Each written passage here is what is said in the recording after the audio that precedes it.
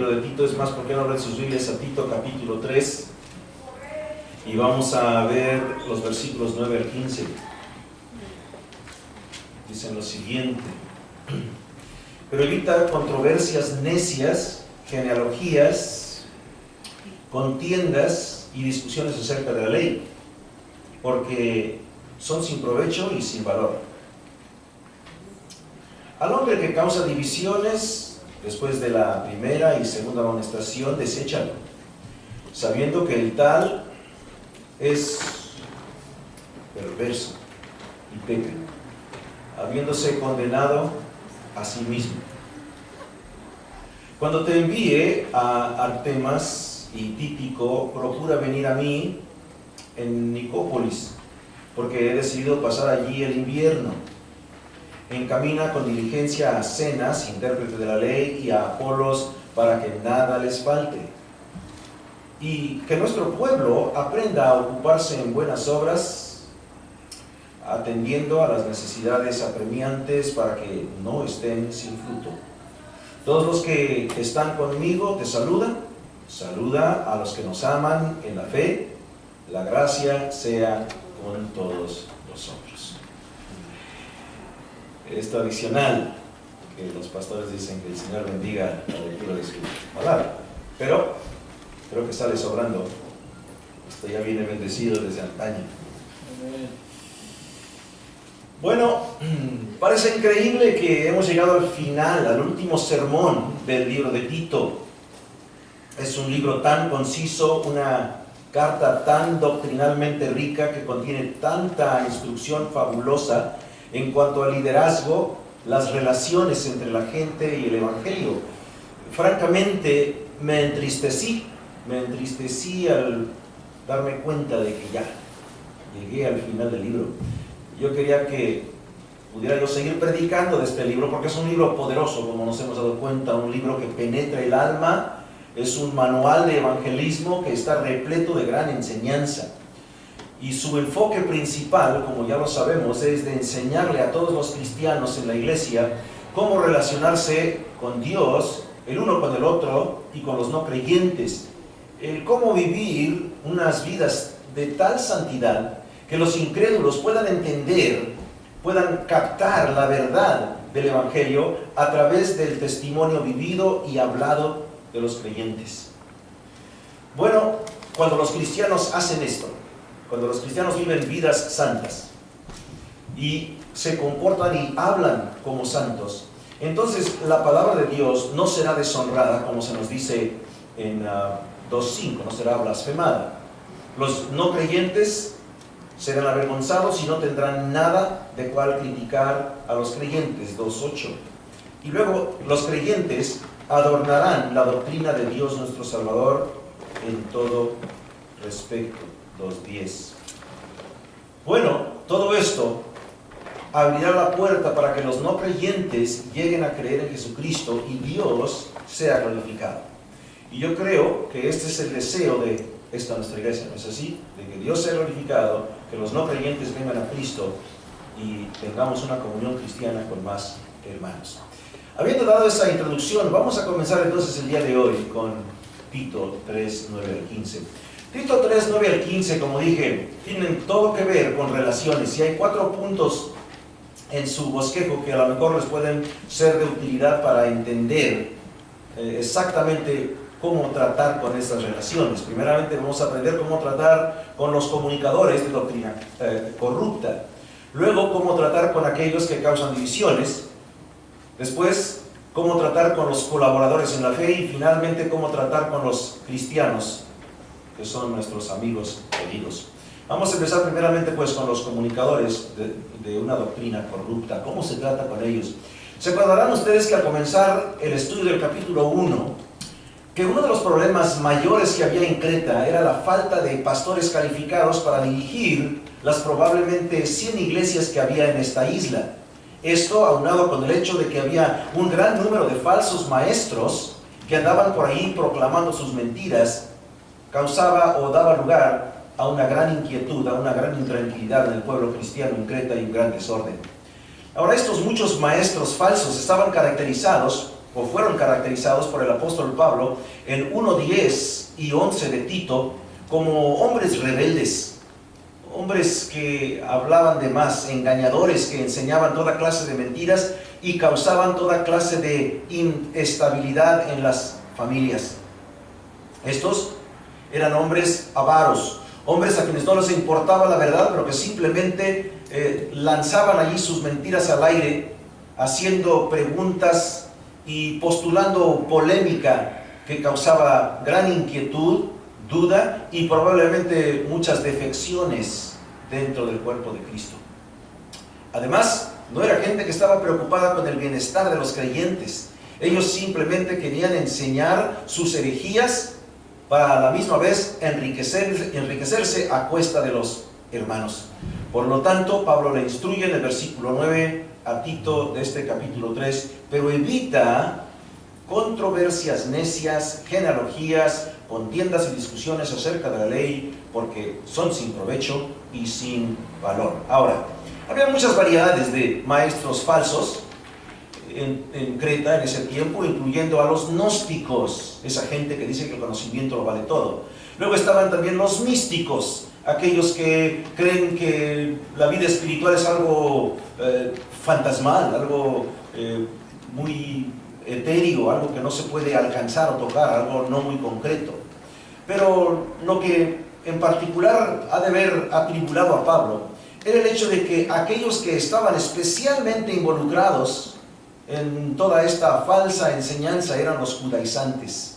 Los judaizantes eran judíos que querían que la circuncisión siendo un rito o un acto, un requisito para los judíos bajo la ley mosaica que significaba su separación para con Dios, ellos querían que esto fuera también practicado por los cristianos para que obtuvieran la salvación. Ellos querían hacer la circuncisión física, que era demandada de los judíos, un requisito para los cristianos, para su salvación. Así que Pablo, pues, aboga una separación que él mismo quiere que ocurra. Una separación de estos hombres, y le instruye a Tito que él, periistemi, la palabra griega, evita. Peri, obviamente quiere decir alrededor, ¿verdad? Y istemi, obviamente que no se acerque. Entonces, periistemi, que habla de darle la vuelta, el no darle la cara, dar la cara en otra dirección a estos falsos maestros que buscaban, que pretendían amarrar o hacer caer en trampas a Tito y a los demás cristianos, metiéndose en discusiones y alegatas acerca de la ley. Ahora, Pablo probablemente había animado a Timoteo de la misma manera. Es más, lo vemos en 1 de Timoteo 1:4, en 6:4 al 15, y 2 de Timoteo 2:16 y 23. Es más, la palabra periistemi es la misma palabra que aparece en 2:16 de 2 de Timoteo. Ahora, esto ciertamente no era algo nuevo para Tito. Esta instrucción de separarse de los maestros falsos no era nada nuevo. Pablo ya le había instruido que él reprendiera severamente a todos aquellos que estaban involucrados en herejía, para que entonces así se tornara a la sana fe en 1:14. Y inclusive en 1:14 dice no prestando atención a mitos judaicos y a mandamientos de hombres que se apartan de la verdad. Entonces Tito ya sabía, pero esto es un recordatorio. Acuérdense que en este capítulo 3 los primeros 8 versículos eran recordatorios para Tito y los de Creta. Bueno, hay 4 maneras en que la herejía propuesta por los falsos maestros pretende llegar al cristiano, y estas 4 maneras deben de ser evitadas a todo costo. La primera manera en que quiere llegar la herejía es a través de estas controversias insensatas, controversias tontas, necias. Estas controversias necias son preguntas, la mejor palabra que pude encontrar en verdad, son preguntas imbéciles. preguntas que no tienen nada de sentido, preguntas que ni siquiera pueden ser respondidas en muchas ocasiones, que son lanzadas allí a la mesa simplemente para molestar, para atribular a los cristianos, o bien para encubrir la indisponibilidad de los no creyentes a reconocer su pecado y su necesidad del arrepentimiento. Ahora, ¿qué clase de controversias necias entonces tratan a veces los no cristianos? Bueno, estas serían preguntas como, por ejemplo, ¿de dónde consiguió Caín su esposa? ¿No? Si Dios es tan bueno, entonces ¿por qué hay tanto sufrimiento en el mundo? Luego gente dice, esta me encanta, dicen, es que yo no creo en Cristo porque hay muchas contradicciones en la Biblia. Y lo curioso es que cuando digo, a ver, como hay tantas contradicciones, nómbrame una, por favor. Bueno, no sé, pero yo he sabido que hay muchas contradicciones. ¿Qué? Entonces hay muchas contradicciones. Otra. Cristo en verdad no murió en la cruz, simplemente lo hipnotizaron o bien le dieron una droga y al despertar del letargo de esa droga pudo salir de la tumba. Sí, son argumentos necios. Ahora, en aquellos días, al igual que el día de hoy, hay muchos falsos maestros que envuelven su mentira y lo ponen en un paquete hermoso. Dicen que ellos tienen algo nuevo, que hay un nuevo camino, que hay una nueva palabra, que hay una nueva revelación de parte de Dios, que algo nuevo está sucediendo. Para los cristianos que son débiles, dado a dos cosas, dado primeramente a su propia falta de disciplina espiritual, y luego en segundo lugar, dado a pobre enseñanza bíblica, se confunden, comienzan a dudar y eventualmente caen atrapados, atraídos por este empaquetamiento precioso junto con su contenido engañoso. Y por eso es que Pablo, bajo la inspiración del Espíritu Santo, le ordena a los creyentes evitar a tales hombres y a sus enseñanzas en vez de darles atención. Ahora, esto creo hace énfasis en la importancia de que los pastores estemos preocupados, estemos inclinados, estemos dirigidos solamente a enseñar la palabra de Dios. Escuchen esto. El pastor debe de predicar la fe en vez de la forma. La fe en vez de la forma. El compromiso en vez de la costumbre. Y la verdad en vez de la tradición. La verdad en vez de la tradición. Porque cuando esto sucede, cuando el pastor predica la fe, predica el compromiso y predica la verdad, entonces lo que esto hace es que fortalece a los creyentes, les da sana doctrina, y cuando surge la herejía, no van a ser arrastrados por dicha mentira. Pero hay muchos pastores que predican forma en vez de fe. Predican que para poder servir, que para poder hacer esto o aquello para el Señor tienes que usar corbata, o tienes que traer traje, o tienes que hacer cosas de esta u otra manera. Que yo me acuerde, Cristo nunca usó traje. Además, Cristo nunca usó zapatos, usó sandalias. Es más, Cristo se puso túnica. Entonces yo le diría a estas personas, bueno, entonces ponte tu túnica, ponte tus sandalias, entonces vas a estar exactamente como el Señor. Después de todo, quieres ser más como Él, ¿no? Hay pastores que predican costumbre en vez de tradición. Es que siempre lo hemos hecho así. Predican la costumbre en vez del compromiso, perdón. Predican la costumbre en vez del compromiso. Hay mucha gente que viene a la iglesia a los domingos simplemente por costumbre, no por compromiso. Y luego hay pastores que predican tradición en vez de verdad. Esto no lleva a nada sano. Bueno, la segunda manera en que la herejía pretende llegar al cristiano y embaucarlo, y que debe de ser evitada, es a través de las genealogías. Ahora, esto no es tanto un problema el día de hoy como lo fue en aquel tiempo, porque esto se refiere a, alegatas ridículas que tienen que ver con interpretaciones alegóricas o místicas que se le atribuían a las escrituras. Por ejemplo, había un hombre que se llamaba, era un filósofo, se llamaba Filo de Alejandría, Él era un judío helenístico, un filósofo que atribuía a los nombres en las genealogías de las escrituras, les atribuía ciertos significados. Y luego los rabís, los equivalentes de los pastores de hoy día, los rabís judíos, inventaban leyendas y toda clase de mentiras, y estas la gente las creían y luego las adoptaban como si fueran verdad, pero obviamente esta verdad estaba basada solamente en inventos humanos, inventos dirigidos por Satanás mismo, lo que Pablo llama en Timoteo doctrinas de demonios. E inclusive algunos judíos hasta usaban las genealogías para promover la superioridad racial y religiosa de los judíos sobre los gentiles. Se tornaban racistas.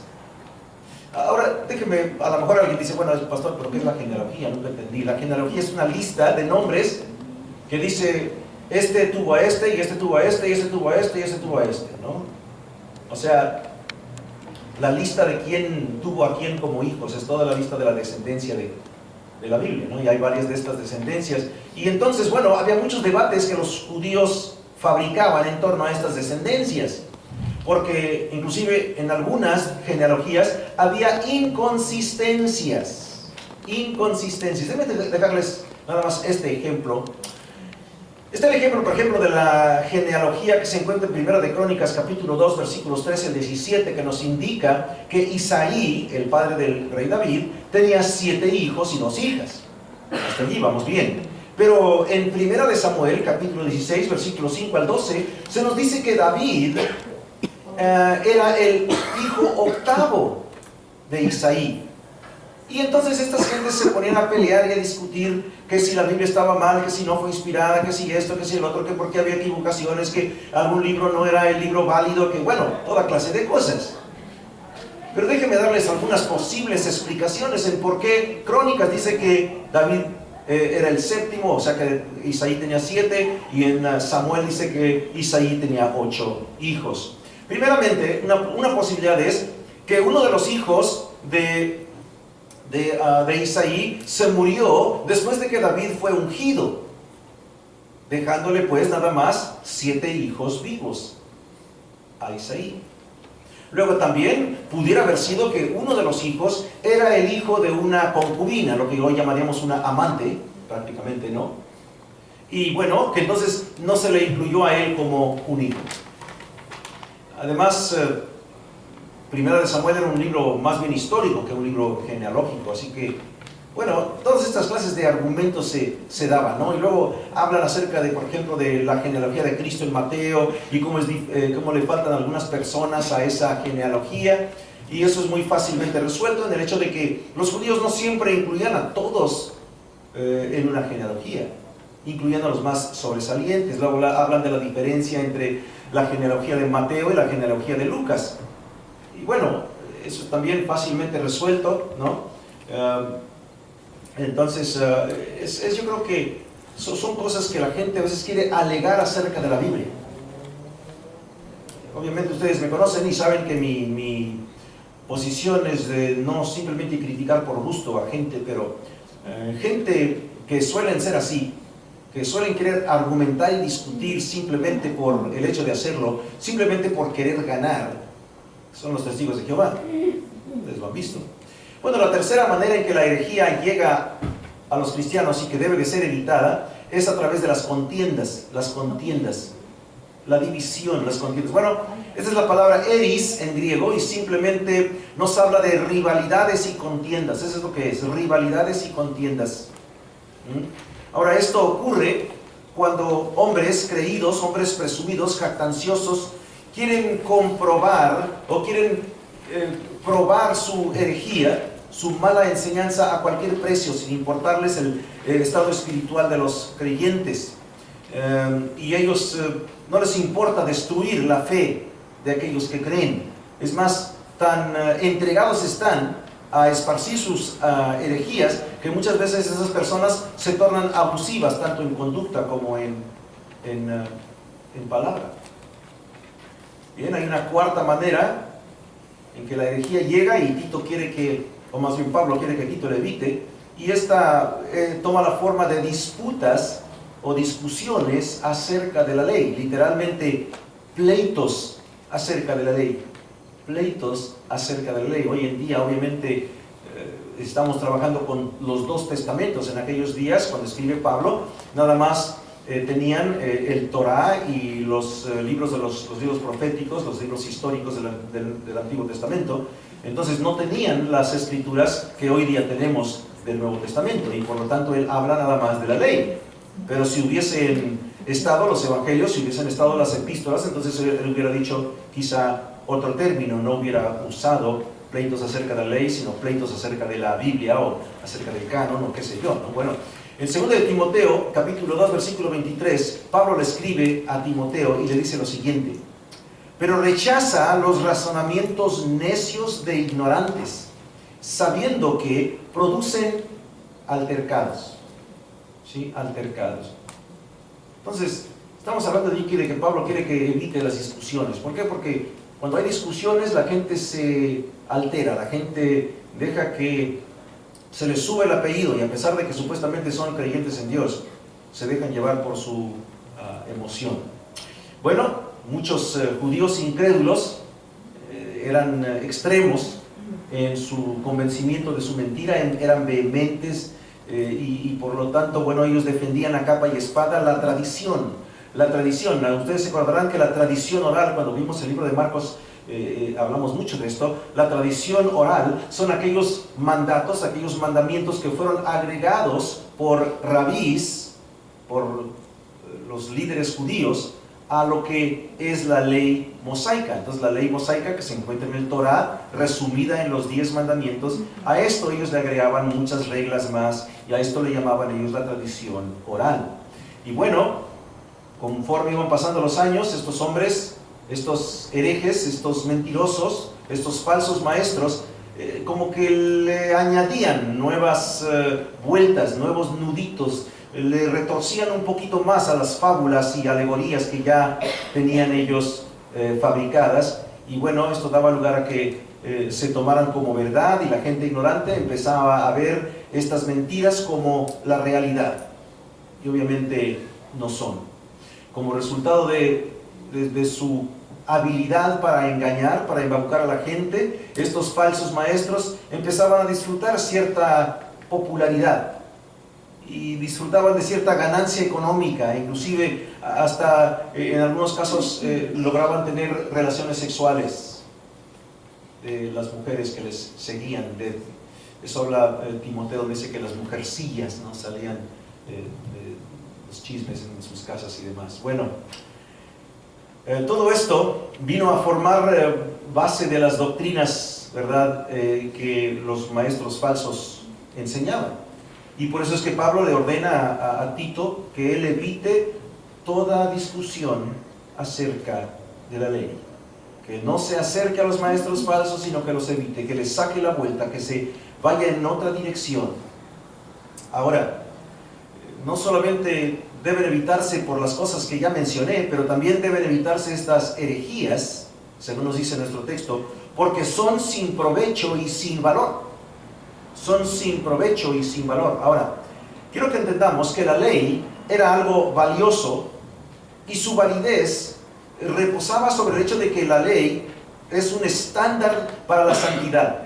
La ley nos da una cinta de medir en cuanto a cómo debemos vivir vidas santas.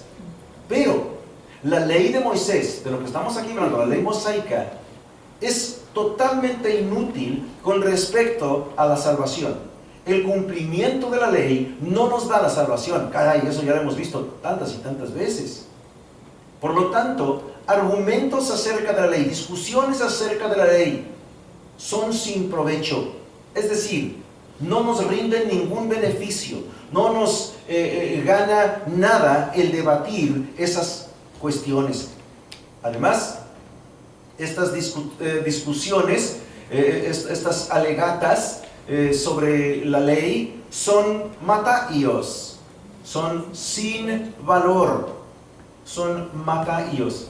Escuchen esto, esta palabra griega, mataios, es una palabra muy interesante.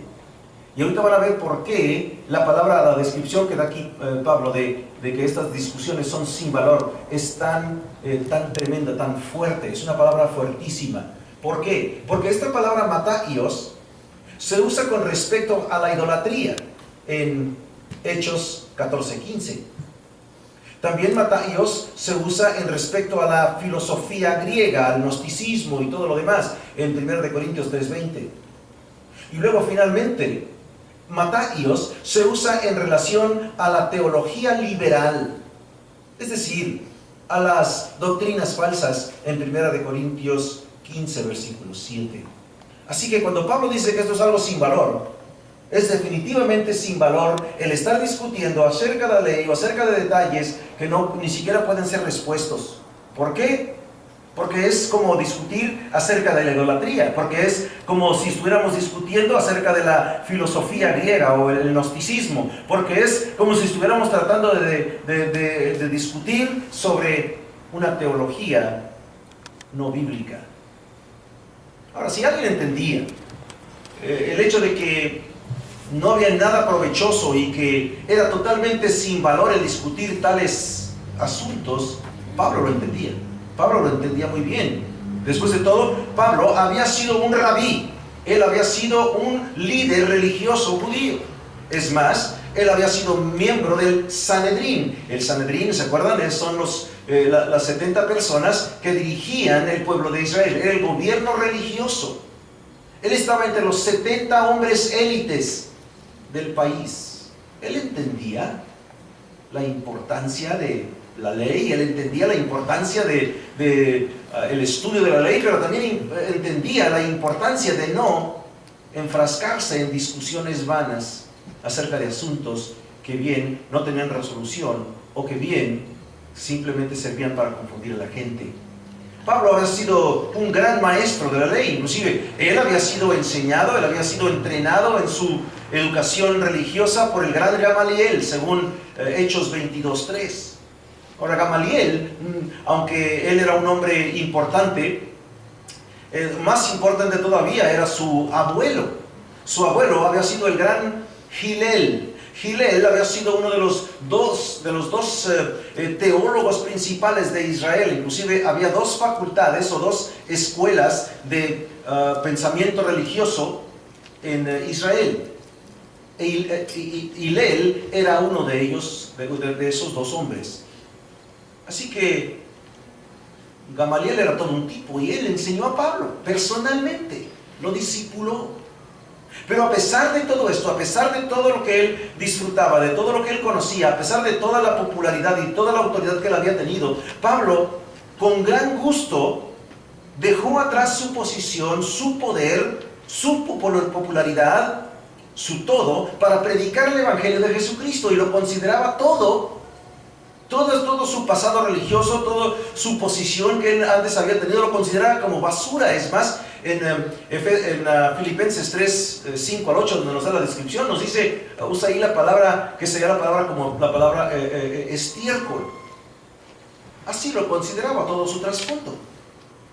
Así que la conversión de Pablo, el hecho de que Pablo ahora predicaba el Evangelio, fue algo escandaloso, fue algo comparable a cuando Lutero se encaró a la autoridad papal.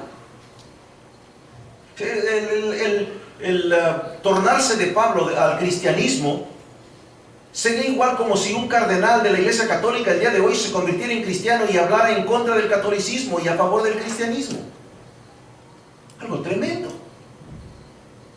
Por el otro lado, Pablo también entendía otra cosa. Él entendía la importancia de que los pastores fueran fuertes en la fe, de que fueran sanos en doctrina y que fueran líderes espirituales firmes y seguros para sus congregaciones. Por eso aquí yo no los entretengo. Por eso aquí yo no les hago reír tanto. Por eso aquí les doy pura carnita. Y yo sé que a veces la carnita, como dicen, híjole, es que no lo entendí. Sigue escuchando, sigue escuchando. Como dicen aquí los gringos, you'll like it. Después de tiempo te va a gustar. Ahora, Pablo sabía que la única manera que una iglesia puede tener un vivir santo, La única manera que una iglesia puede reflejar a Cristo para que todo el mundo lo vea, la única manera que la iglesia puede sobrevivir en contra de toda la avalancha de ataque espiritual que lanza contra ella aquellos que son enemigos de la fe. Él sabía que la única manera de esparcir el evangelio es si el pastor enseña lo que es correcto y si todos nos alejamos de los falsos maestros. Por lo tanto, él dice que los pastores deben de estar reteniendo la palabra fiel que es conforme a la enseñanza, para que sea capaz también de exhortar con santa doctrina y refutar a los que contradicen. ¿Sí? Así que, entonces, eso es algo muy claro para nosotros. Después de todo, esta era la razón por la cual Tito fue mandado a la isla, ¿no? Recordamos que él fue, según Tito 1:5, él fue mandado a la isla para poner las cosas en orden y para asignar, para nombrar y entrenar a pastores en las iglesias de esa ciudad. Porque la iglesia en Creta estaba en total desorden. Y por eso Pablo le dice en 1:5, ve ahí. Por eso te mandé ahí para que tú pusieras las cosas en orden. Para que las pusieras las cosas como deberían de estar. Así que, ¿cómo debemos de tratar entonces con los falsos maestros? Totalmente evitarlos, darles la vuelta, poner nuestra cara en la dirección opuesta a la de ellos. Ahora vamos a ver cómo debemos de tratar con aquellos que causan divisiones. Pablo luego nos instruye en el versículo 10 lo siguiente: al hombre que causa divisiones, después de la primera y segunda amonestación, deséchalo. En su gracia, Dios siempre da oportunidad al pecador, o bien al creyente que anda en pecado, para que éste se arrepienta y obedezca. ¿Okay? Siempre Dios da cabida, da oportunidad al pecador para que se arrepienta y al creyente lo mismo. Ahora, vamos a hablar acerca del no creyente. En 2 de Pedro capítulo 3 versículo 9 nos dice lo siguiente: el Señor no se tarda en cumplir su promesa, según algunos entienden la tardanza, sino que es paciente para que con vosotros, no queriendo que nadie perezca, sino que todos vengan al arrepentimiento. Así que Dios es paciente con los no creyentes. Aún más directo es 2 de Timoteo capítulo 2 versículos 25 y 26. Allí el apóstol Pablo escribe lo siguiente: corrigiendo tiernamente a los que se oponen, por si acaso Dios les da el arrepentimiento que conduce al pleno conocimiento de la verdad, y volviendo en sí, escapen del lazo del diablo, habiendo estado cautivos de él para hacer su voluntad. Tremendas palabras. Nada más hago paréntesis aquí. Se dan cuenta ustedes que la gente que no es creyente, la gente que no es cristiana, ¿de quién está cumpliendo la voluntad? Del diablo.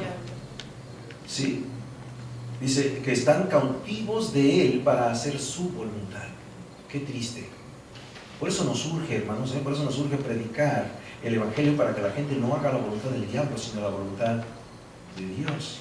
Bueno, tócate a los cristianos. El Señor obviamente también es muy paciente y nos da oportunidad para arrepentirnos y para restaurarnos a la comunión con Él y con la iglesia.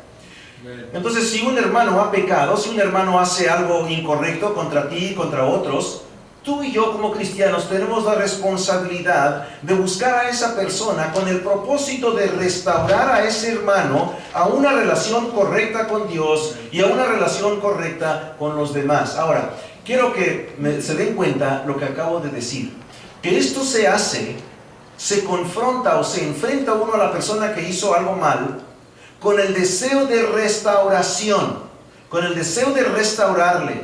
No se va a hablar con esa persona de ninguna manera buscando la venganza, buscando el castigo de esa persona o buscando avergonzar a aquella persona. En Gálatas 6, versículos 1 y 2, hace la actitud de la humildad y la intención restaurativa de aquel que se acerca a uno que ha ofendido de primaria importancia.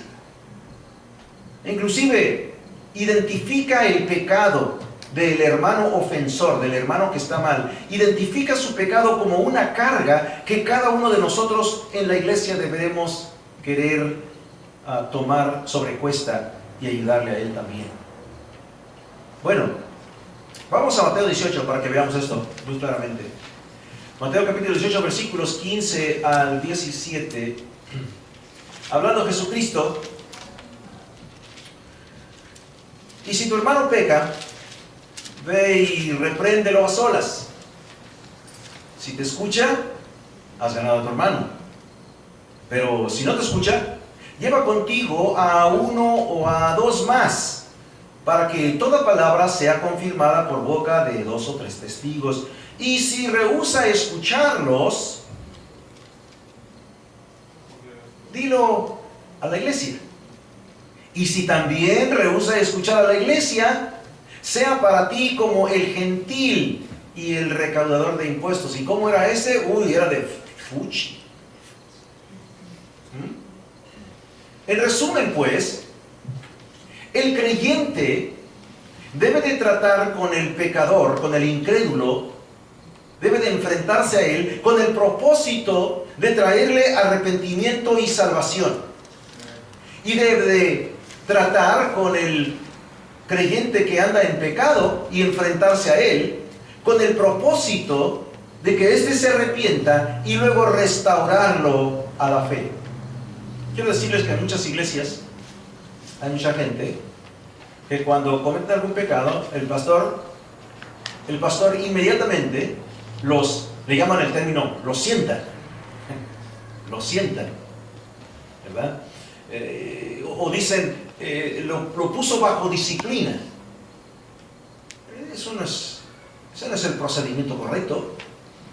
Simplemente quitar a una persona, por ejemplo, de que estuviera acá enfrente tocando, o de que estuviera enseñando como maestro de escuela dominical, o que esté haciendo cualquier posición que esté logrando, y simplemente sentarlo, o sea, quitarle la posición, eso no es arreglar el asunto.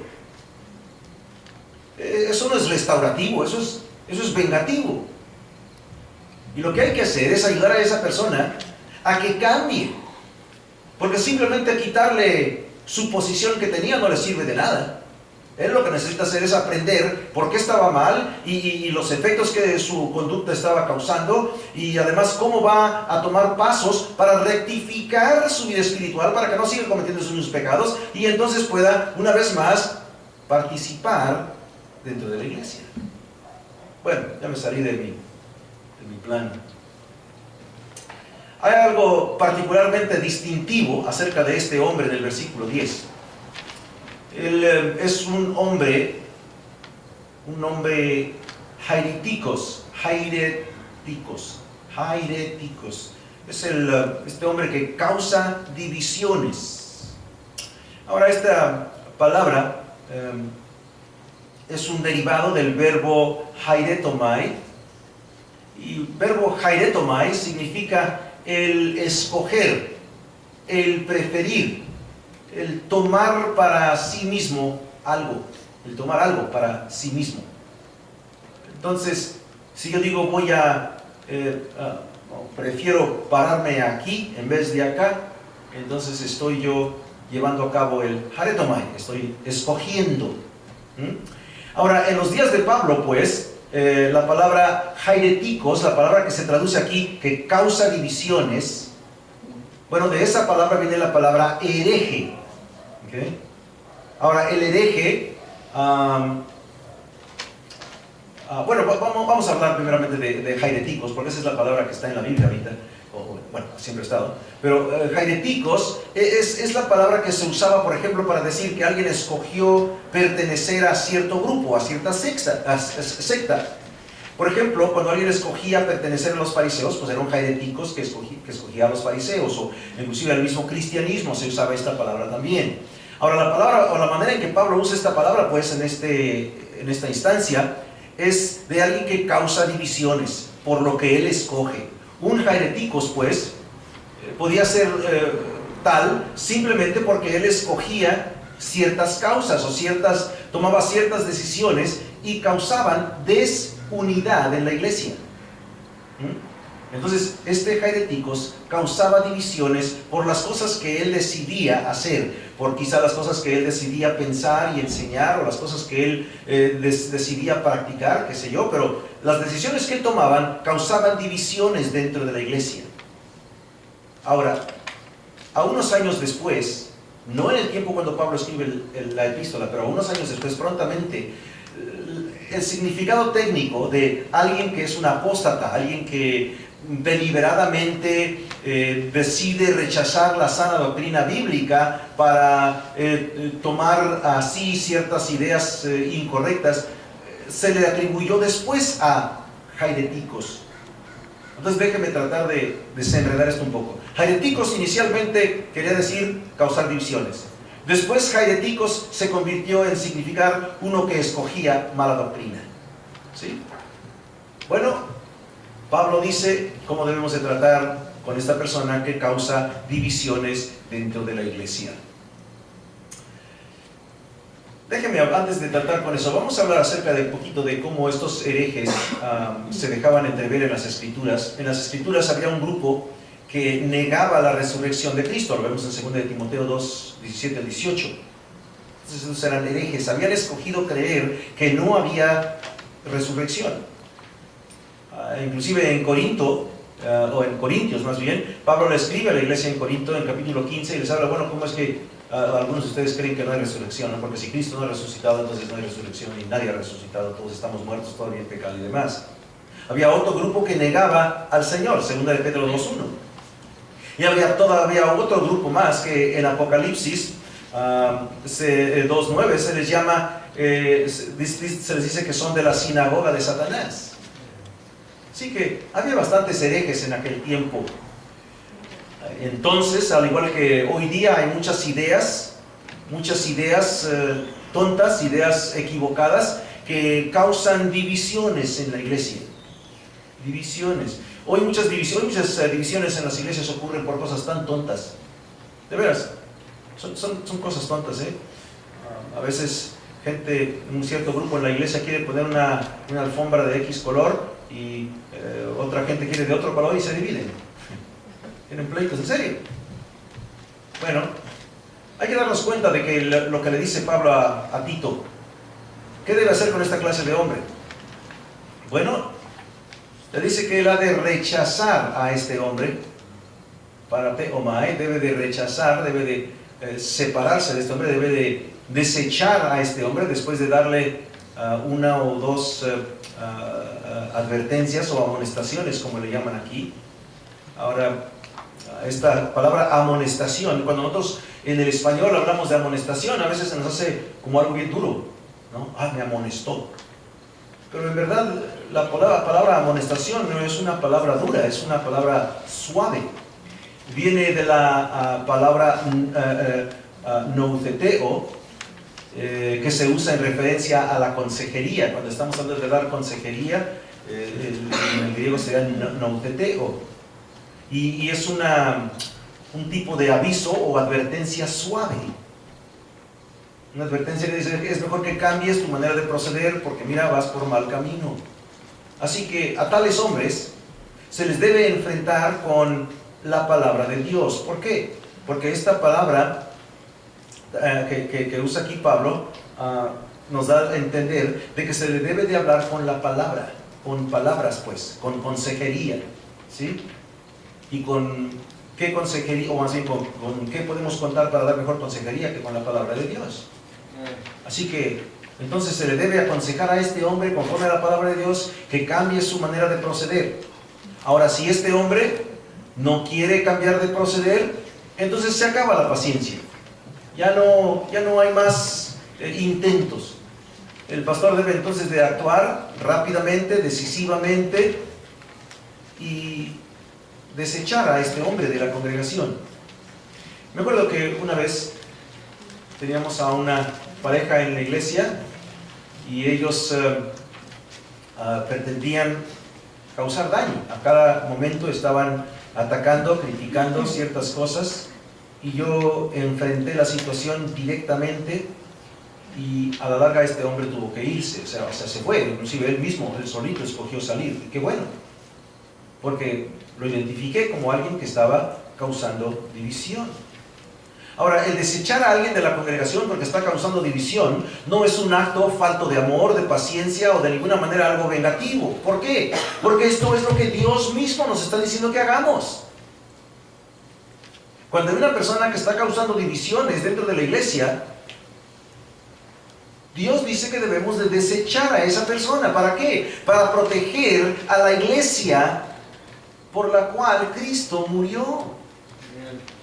Y a lo mejor, a la larga, este hombre se arrepiente y puede ser restaurado. Pero si le toleramos y le permitimos permanecer, todo lo que va a hacer es seguir causando divisiones hasta que después la iglesia se va a desintegrar. En el versículo 11, Pablo nos da otra razón por la cual Tito no debe de continuar tratando con esta persona, intentando de hacerle cambiar. ¿Por qué? Dice, sabiendo que el tal es, ¿qué? Perverso y peca, habiéndose condenado a sí mismo. Tales hombres son extrefomai, perversos. La palabra perverso, textualmente la palabra extrefomai en griego, significa alguien que está moralmente torcido, moralmente retorcido. Alguien que no le importa dividir a la iglesia a través de sus sectarismos. Es más, a un divisionista, el acto de causar divisiones es algo que en Gálatas 5:20 se le llama sectarismos y es identificado como una obra de la carne. No es obra espiritual, es obra de la carne. Así es como se puede distinguir a los herejes, a los que de veras son creyentes y de los que no son creyentes. Porque los que no son creyentes no les importa causar problemas dentro de la iglesia, no les importa lanzar el chisme al aire para que todos lo agarren y todos corran con ello. Bueno, luego estos hombres no solamente son extrefomai, no solamente son perversos porque no les importa destruir la iglesia de Cristo, pero estos hombres pecan. Están en todo momento pecando. La palabra que se usa aquí para pecar es una palabra que significa que están fallándole al blanco, que se han desviado del camino, que han dejado de escuchar la verdad. Su pecado es ¿contra quién? Contra Dios. Es contra Dios. Y por eso sus acciones deliberadas les condenan. Aquí no están ellos siendo condenados por alguien. Ellos mismos se están autocondenando. Inclusive la palabra en griego es autocatakritos. De ahí viene auto, de sí mismo, ¿no? Autocatakritos. Son autocondenados. Ellos mismos se condenan por sus hechos, por su rehusarse a cambiar su proceder. Ellos no se quieren someter a la autoridad de la palabra de Dios. Ellos rehúsan someterse a la autoridad de la iglesia y por ende a la autoridad del pastor. Y puesto que estos hombres son tan perversos, puesto que son tan faltos de escrúpulo, puesto que son tan pecaminosos, son altamente peligrosos a la congregación. ¿Saben cómo qué son estos hombres? ¿Se acuerdan en Colorado hace unas semanas, quizá un mes y fracción, de un francotirador que se metió a un teatro lleno de gente y empezó a disparar? La gente por todos lados corriendo, tratando de escapar las balas de este fulano. Así es el que causa divisiones. Es como aquel que se encuentra, o como una congregación que se encuentra en la iglesia y de pronto se da una gran quemazón. ¿Qué hace la gente? Sale corriendo.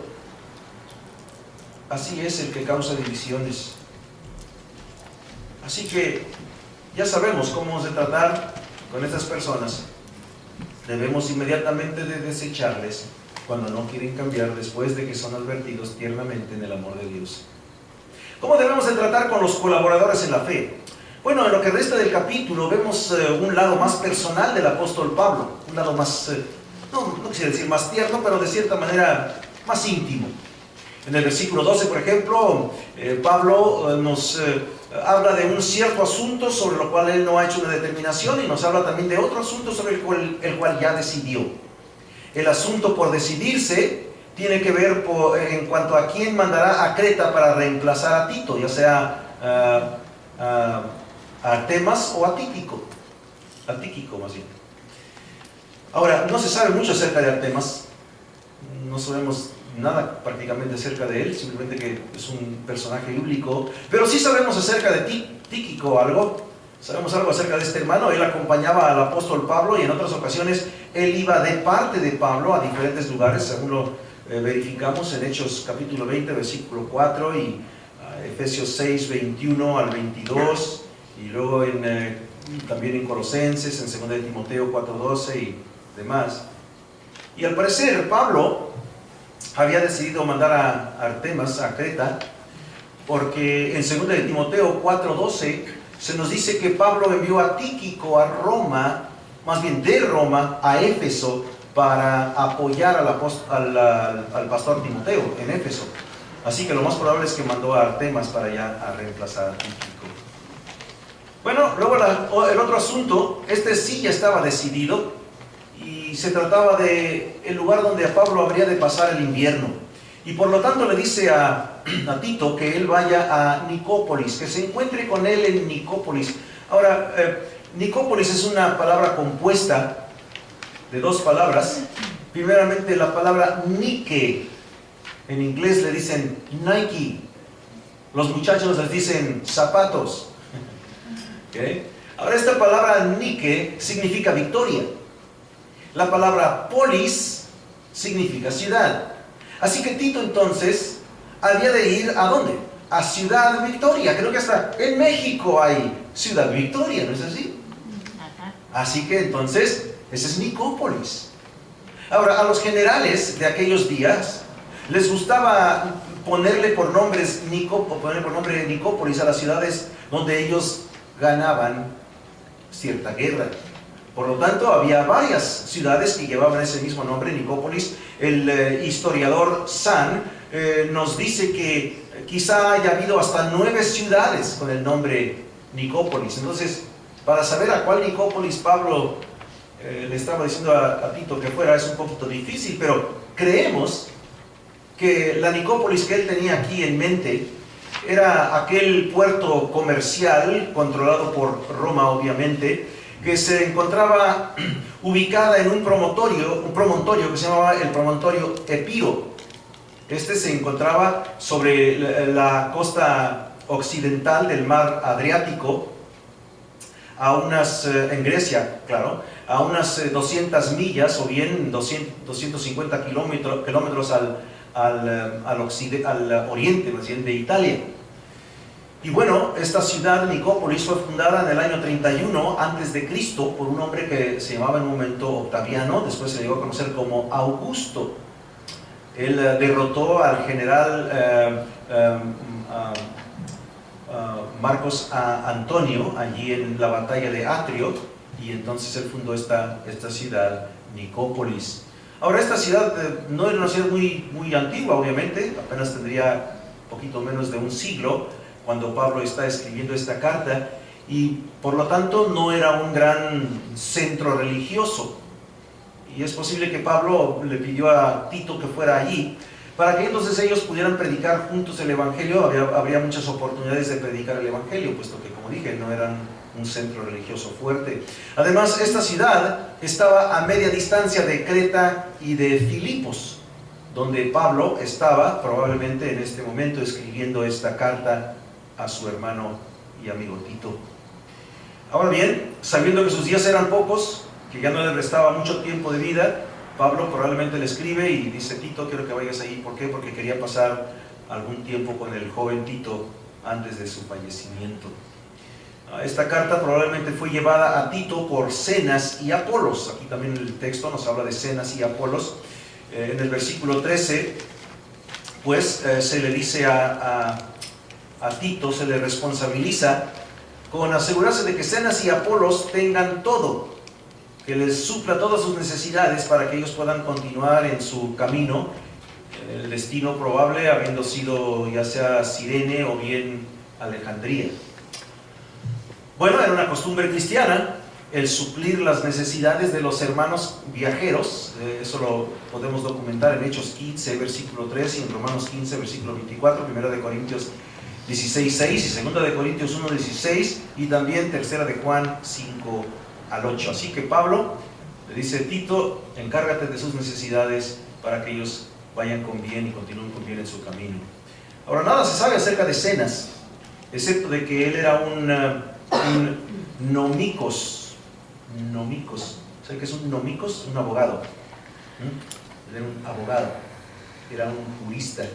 Y bueno, esto no nos ayuda mucho, no nos da mucho detalle, porque si él era judío, entonces él podría haber sido un abogado, un experto en la ley mosaica, pero si era un romano, un ciudadano romano, podría haber sido un experto en la jurisprudencia romana, y entonces, pues igual, es un abogado y es todo lo que sabemos. Lo que sí es probable, lo que sí es, yo creo, muy, muy probable, es que era un hombre con bastante educación y por lo tanto muy capaz también en el manejo de las escrituras, y por eso él viaja con Apolos.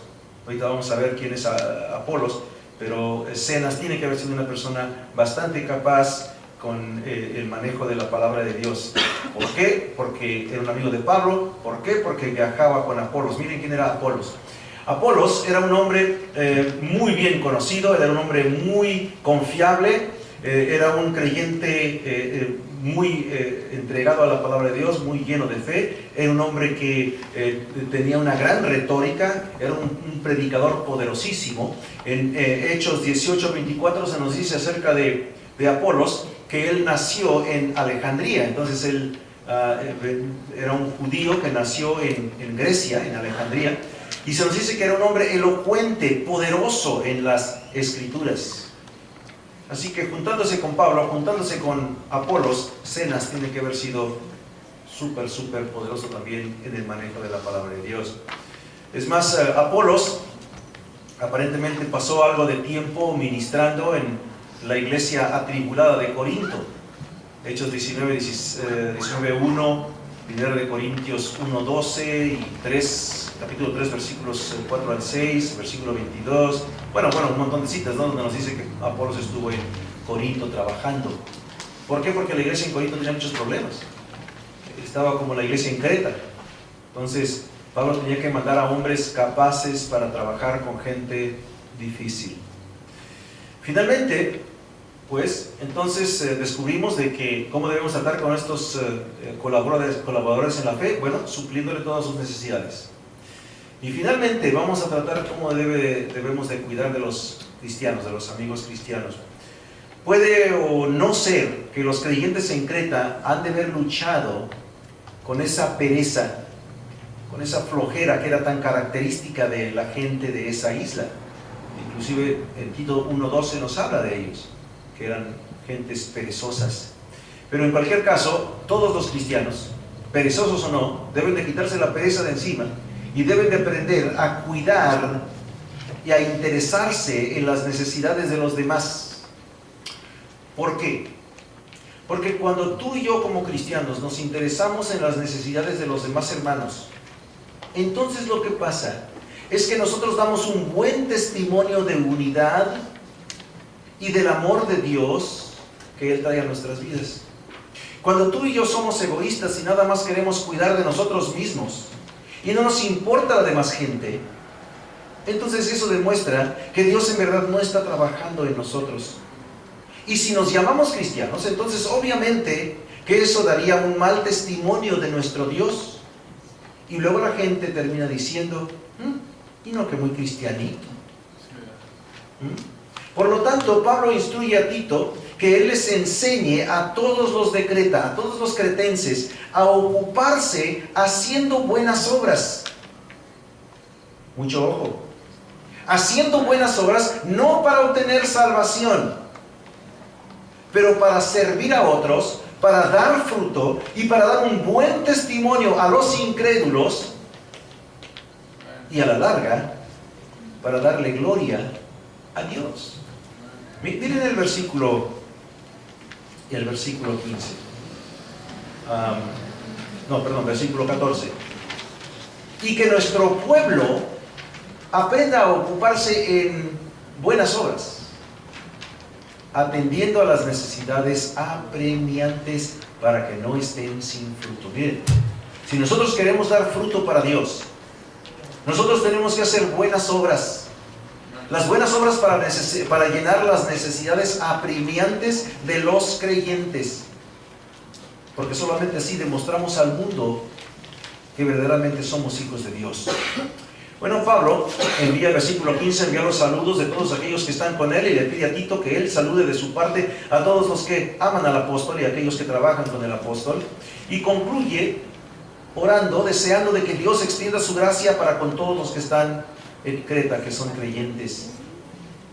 Yo me preguntaría qué mejor evidencia de un cuidado, de un amor cristiano, que el querer llenar las necesidades de los demás, el demostrar nuestro amor a Dios y a los hermanos al suplir sus necesidades, al saludarse el uno al otro mutuamente con afecto. Bueno, un último punto.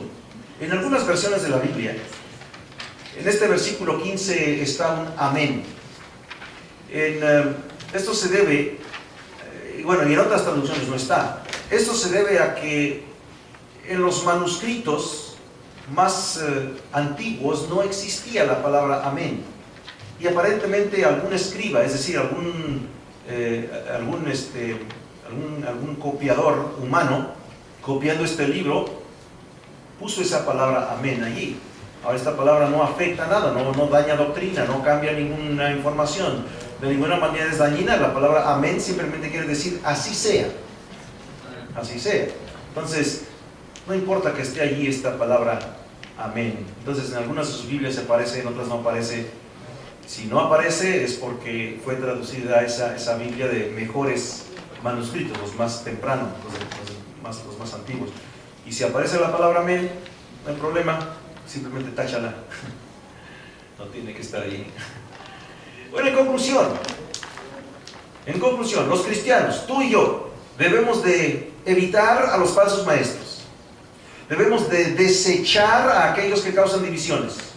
Debemos de bendecir a los obreros que ministran y colaboran para Dios.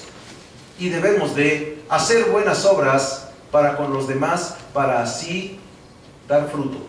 ¿Por qué? El resumen de Tito. Porque esto va a demostrarle a los no creyentes la realidad del cristianismo y les va a influir a creer en Cristo. Y esto, tu buena conducta y su conversión al Evangelio, va a dar la mayor gloria a nuestro Dios. Vamos a ver. Señor, te damos gracias en este día porque tú eres un gran Dios. Porque al concluir este libro, aún en estos versículos, se vuelve a resumir una y otra vez el hecho de que tú quieres que se predique el Evangelio. ¿Quieres que se predique en palabra? ¿Quieres que se predique en acto? ¿Quieres que se predique en actitud?